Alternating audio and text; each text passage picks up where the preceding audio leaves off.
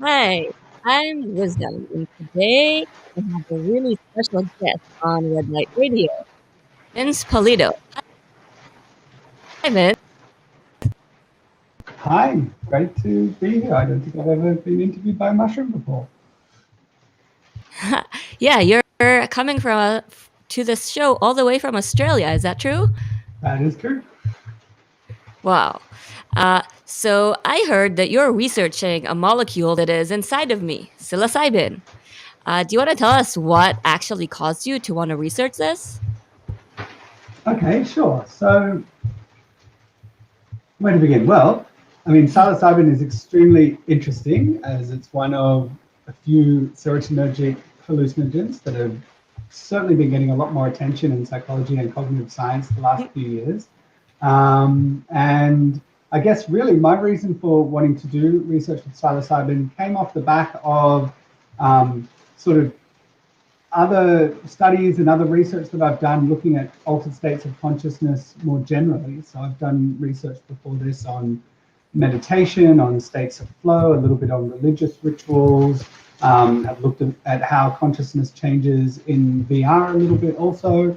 And I've been interested in all of these things because I kind of feel like looking at situations where we have these relatively extreme changes in our conscious experience can give us some clues about the way that our brains and minds function more generally and beyond kind of a mechanistic exploration by really looking at these more extreme alterations in conscious experience. I think it's a really neat opportunity to learn something about like our social identity, our feelings of interconnectedness, our beliefs, to really come at some of these difficult seeming topics in a way that is actually or can be quite like scientifically rigorous. And so I've been really excited by the growing interest in psychedelics and the research with psilocybin and also LSD, MDMA, and the other substances, because these really provide like a very clear and like unarguable example of manipulation that can strongly influence a person's state of consciousness. I think that it can be a really exciting method for using in cognitive science. Yeah, so psilocybin can cause this psychedelic effect on people, uh, and you're researching what actually happens when you microdose, right? Can you tell us what's the difference between microdosing and macrodosing?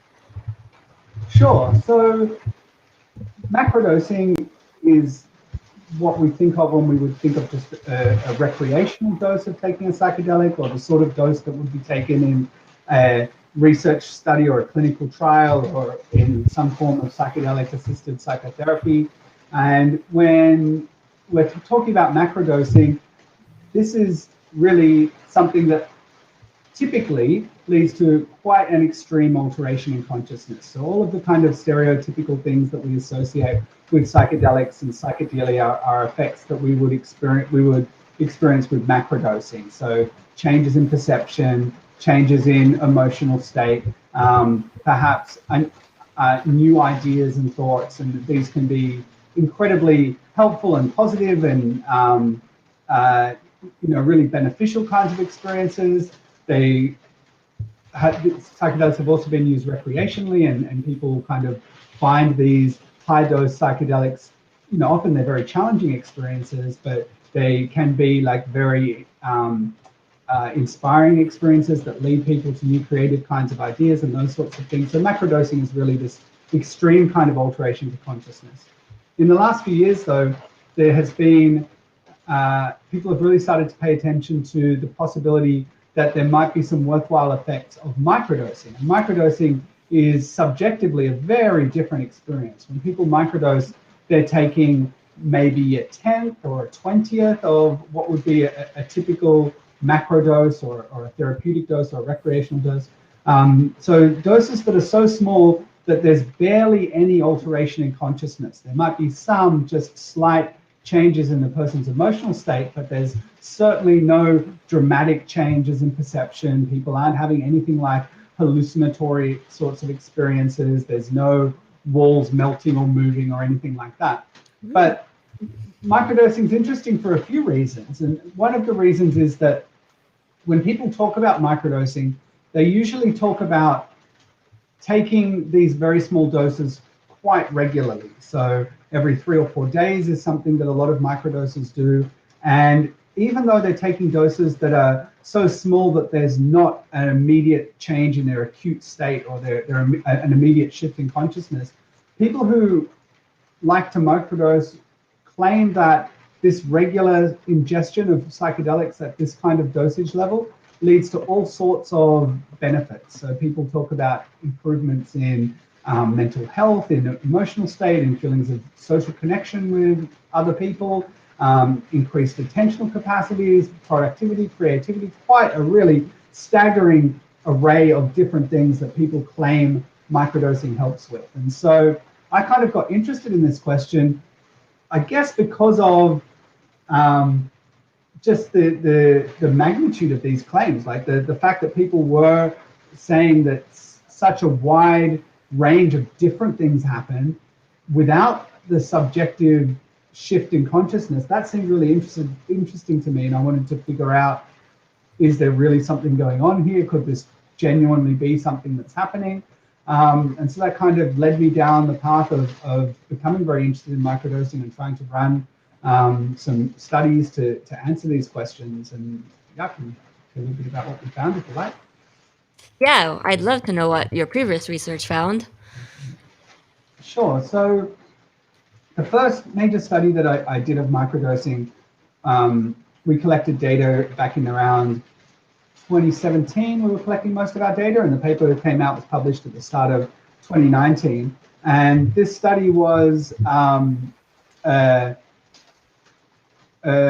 sort of observational study where we found people who were already microdosing, and we tracked them very carefully over a period of 6 weeks. So we were looking to see if there were any changes that occurred during that time. And we did that by having quite a big set of measures that people completed when they enrolled in the study.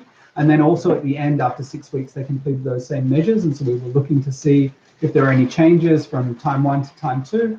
But we also had this automated system where we would send participants just a very short little scale each day, and they would give some simple ratings of their day-to-day experience. And so we were also able to see the difference between the days that people were microdosing and the days that people weren't. And what we found in that study was quite interesting. We found that there was evidence in this sample of pretty marked reductions in depression and in stress. We found evidence of increases in attentional capacities, but particularly an increase in something called absorption, which is like someone's capacity for intense imaginative sorts of experiences. And we found reductions in mind wandering. So people's thoughts weren't as scattered, they didn't jump from one thing to another. That was sort of the main changes from the large batteries, the time 1 to time 2 differences. And then we also looked at what was happening day to day.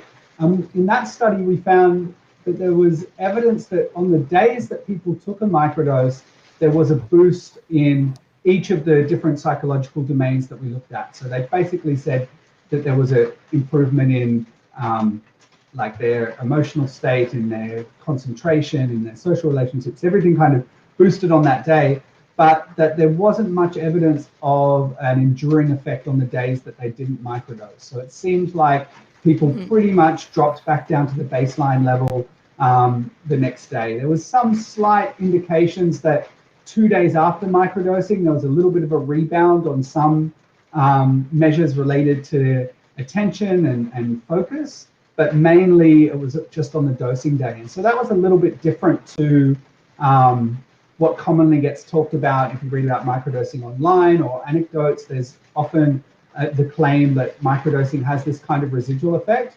We didn't find that much evidence for that in that particular study. Now, I have to say that that study came out a couple of years ago now, and since then there's been quite a few other studies from other labs on microdosing. There's probably 20 or 30 microdosing studies that are out there now. And so we know quite a lot more about what's going on. And to summarize in general the way the research is going, there's a lot of studies that are showing that people do claim significant benefits from microdosing. A lot of the self-report studies are filled with reports similar to what we found in our study of increased sort of attentional capacities, improvements in mood, that kind of thing. But there's only been a very small number of very well-controlled lab studies.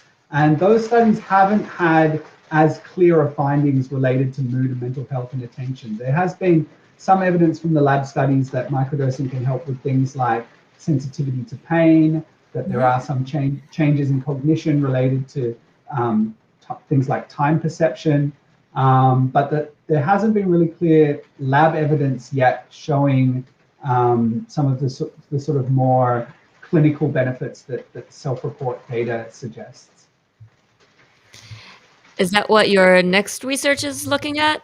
I know you're doing something with an MEG machine. Maybe you can explain that to us. Yeah, sure. So in the next study that we're doing, we are really kind of trying to focus in on this question of is there sort of a brain signature or other kind of objective indicators of the effects of microdosing. And the reason that we're focusing on that is that I sort of mentioned these lab studies that have been haven't had as clear evidence for mood sort of effects. There's also been a couple of quite important studies that have suggested that some of the things, or perhaps most of the things that microdoses report could actually be more due to people's expectations rather than some kind of pharmacological effect. And so what we want to try and do in this study is really see if we can find evidence for that being the case one way or the other. So we're, like I said, we're looking for something like a neural signature of the effect of microdosing. And so we're going to have participants in this study come into our lab on a day when they're microdosing and also a day when they've taken a placebo. And we're going to see if we can find, we're going to put people in an MEG scanner and see if we can find any differences in what's happening in their brains on those two occasions. So just to kind of explain, I guess, in a little more detail what that means, an MEG scanner is quite a remarkable piece of technology, really. The way it works is it's actually measuring very slight fluctuations in the magnetic field around someone's head that are caused by the activity of the neurons in someone's brain. So all of our neurons have a very, very slight electrochemical charge, really, really tiny. But when there's a bunch of neurons all acting together, the electrical activity is enough that a very sensitive, like supercooled sensor can pick up fluctuations in the magnetic field. And so an MEG machine is in a magnetically shielded room, a person lies in it, and it surrounds like half of their head, a little bit similar to what you might see in a hospital CT scan or something like that. It looks kind of similar, even though it operates in a different way. And those sensors are cooled to, like, they're superconducting sensors. They're cooled to something like minus 260 degrees Celsius approximately. And at that supercooled temperature, they can pick up these very slight fluctuations in the magnetic field around someone's brain. And from that, we can decode both the structure and the function of what's happening in a person's brain at any time. So yeah, it's quite a awesome piece of technology. And we'll be putting participants in our study in this MEG scanner about an hour after they've microdosed, and we'll be looking to see whether there are differences in brain responses to sound, just also brain differences in general kind of background activity that might give some clue as to the effects that microdosing is happening at a neural level. That's so cool. I know that they also did an MEG research with a macrodose, and they did find changes in the brain waves there. So are you expecting to see something similar? Well, I guess we're expecting that we might see something consistent. We're certainly not expecting to see something similar. We don't think that a microdose is going to lead to the same level of change as what happens in a macrodose. But we do think that similar brain regions might show some effects. So we're definitely expecting small changes, but we do think we might find some changes in the default mode network, also in networks related to I guess pattern recognition would be a simple way of saying it, is the main thing that we're looking for. Cool. So you talked about a placebo. Can you explain what that is and how you're doing this in your research? Sure. So a placebo in general is a substance that has no active pharmacological component, no active drug in it. And so the sort of gold standard in medical research or medical psychological research is a randomized placebo controlled trial where you've got one group of participants who are receiving an active drug and one group of people who are receiving a placebo that doesn't have the sort of active effect that you're interested in. And you're looking to see if there's a difference between those conditions. And the reason that that's such an important design is because when someone takes a drug, there's definitely a pharmacological effect, but that's not the only effect that occurs. There's also effects related to a person's expectations and beliefs. And so if you give half of your participants a placebo and half of your participants a real drug, they don't know which one they've taken. And so both of those groups should have equivalent expectations. So you're sort of canceling out that effect of expectation. And then if there is any difference between the groups, you can be reasonably confident that that difference is due to some pharmacological effect of the real drug. So yeah, in the sort of typical randomized control trial, the drug is very carefully controlled and all participants receive the exact same, all participants in each condition receive the exact same substance. That's not exactly what we're doing in our study. Studying psychedelics is a little bit complicated and it is difficult and prohibitive to actually provide psychedelics to people. So we're sort of doing a hybrid design where we've got some elements of an observational study and some elements of a lab study. And so what we're doing is we're sort of using this methodology that was developed by Balázs Szegedy and his team at Imperial College London. It's one of the main research centers for psychedelic research. And so they came up with this self-blinding protocol. And the way that works is you send participants materials and instructions so that they create one, in our case, one capsule that contains a microdose in it. So our participants will be creating a little capsule and putting their psilocybin in it. They'll also create a second capsule that has an inert substance, so just flour or sugar or some similar completely inert content. The two capsules look identical, and we provide the participants with envelopes with some sort of sticky notes and instructions, and they end up placing one capsule in they place one capsule in separate envelopes. They then take off the sticky notes, so they're left with two indistinguishable envelopes. One's got a genuine microdose in it, one's got a placebo in it. They then come into our lab on two occasions, and before coming in, they'll take one of those capsules. They won't know what they've taken, but there's a little code in the envelope that we can use to decode whether they've taken the placebo or the real dose. So in this way, we kind of get to do this randomized placebo design, but participants are providing their own substances. And I guess there's some advantages and disadvantages to that. The disadvantage is that compared to a typical lab study, we don't have as much control over the substance. We don't know the precise dosage that each person is taking. So that's an important limitation and source of variation. But there's, I guess, two main advantages of this design. The first one is that it's much easier for us to implement a study like this. We can recruit a larger number of people, and we don't have to go through as many of the sort of legislative and procedural barriers that are in place to run a psychedelic study. So it makes psychedelic research much more achievable.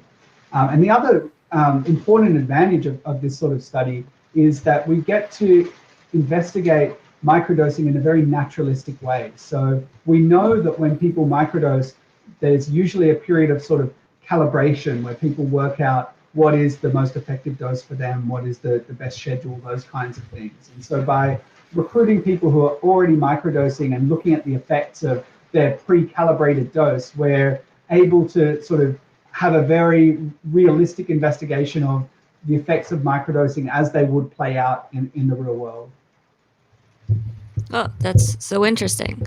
Yeah, we know it's hard for people to find their dose. We even built an app to try to help people track how much they're microdosing and figure out what works for them.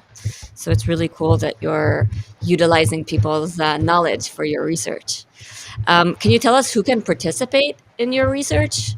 If I want to join, can I? I don't know if we're quite set up to receive virtual participants yet, Oh, but perhaps a future study. Well, I'm based at Macquarie University in Sydney, Australia, and so we're looking for people who are already microdosing or who are, imminently about to start microdosing, and who are located within Sydney, who are, we need our participants to come to the lab on those 2 occasions. So you have to be able to come to Sydney. But if you are microdosing, anyone aged 18 to 65, we'd love to have you in our study. We've got a website up at microdosingstudy.com that has all of our eligibility information and enrollment details. So if there is anyone in Sydney that would be interested, please check that out. cool. So, in your last research, you said you were just doing these surveys and tests for people, and now they're actually coming into the lab. Uh, how has that been? Have you met any of them in person? Is there a difference for you? Okay, so for this particular study that we've been talking about, our recruitment is open. We've got people that have sort of passed our online screening, but because of COVID, we haven't actually put anyone through the scanner yet. We haven't had anyone come into the lab. So we're basically all ready to go. Sydney is very locked down at the moment, and probably is going to be for, I don't know, at least another month. But as soon as these restrictions are lifted, we're basically all ready to go and can bring people in and test them. Yeah, COVID is making research quite difficult. So it's good that you do have also this online component. So I have maybe a last question for you is, where would you like microdosing research to be 5 years from now? What would be like a big leap, or what would you as a researcher want to see in the world? Yeah, that's a really interesting question. So I guess if I think about microdosing research in 5 years, there's sort of this open question that I mentioned earlier at the moment in microdosing research around what is the role of expectation. And so I expect that within 5 years, we'll have a pretty good answer to that. We'll know one way or the other whether there is a significant pharmacological effect of microdosing, or whether it is all just something like expectation or wishful thinking or placebo. And if there is some kind of clinically or practically meaningful effect of microdosing beyond expectation, then within 5 years, I think we will be making pretty good headway into understanding like what are the best applications for microdosing, what are the things that it really can help with. And the other sort of line of research that I think is really likely to develop over the next several years is identifying people who are most likely to respond to microdosing. It does seem like there is pretty large variability in the experiences that people have. And so I think it's going to be really important to try and work out ways of measuring or screening who's likely to have particular kinds of benefits from different kinds of microdoses. So that's sort of where I see the research going in the next few years. Would you want it to be easier to research microdosing? Because right now you said there's a lot of very difficult regulations.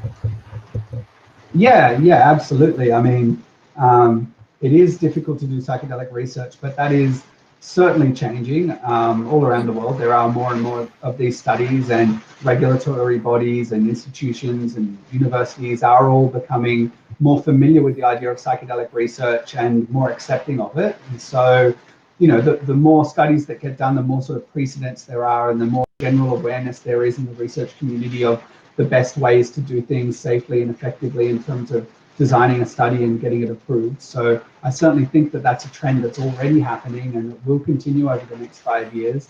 Beyond that, it's possible that there are going to be changes in the scheduling laws where live in Australia around psychedelics that may have an impact on research and make it easier to do work. And globally, it certainly seems like that's the way things are going in many countries. There does seem like there is a trend towards making it easier and more accessible to do this kind of work. I think that's a great thing. We have a viewer saying that mushrooms are so underrated. Do you agree with that statement? I think mushrooms have been underrated, but it certainly does feel like mushrooms are having a bit of a moment at the moment. People are very interested in psilocybin and the effects of macrodoses and microdoses. And I think even outside of the realm of psychedelics, mushrooms are becoming more and more popular. There's really popular documentaries on mushrooms. When you turn on Netflix, there are people that are using non-psychedelic mushrooms as adaptogens and health enhancers, and there's research on mushrooms as potential tools for breaking down plastics and helping with addressing problems related to pollution. So yeah, I think mushrooms are becoming much less underrated. People seem like they're paying attention to these marvelous little fungi. Yeah, that's cool. That makes me happy. So, do you have any last words of wisdom for our viewers, perhaps? Words of wisdom? Well, I suppose maybe just to link back to what we were talking about right at the start, and to steal some words of wisdom from someone else, just about the role that psychedelics have in science. Dan Groff made a really neat comparison once where he talked about psychedelics being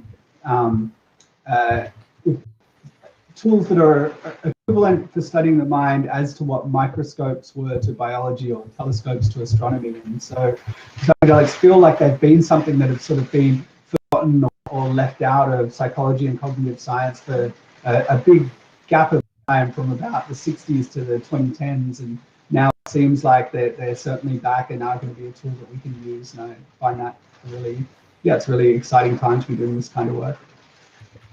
Thank you so much, Vince. I learned a lot. I hope our viewers did too. And I'll be following and seeing and learning more about your research. I hope you can start your study as soon as possible. Thank you. I do too. Thanks a lot.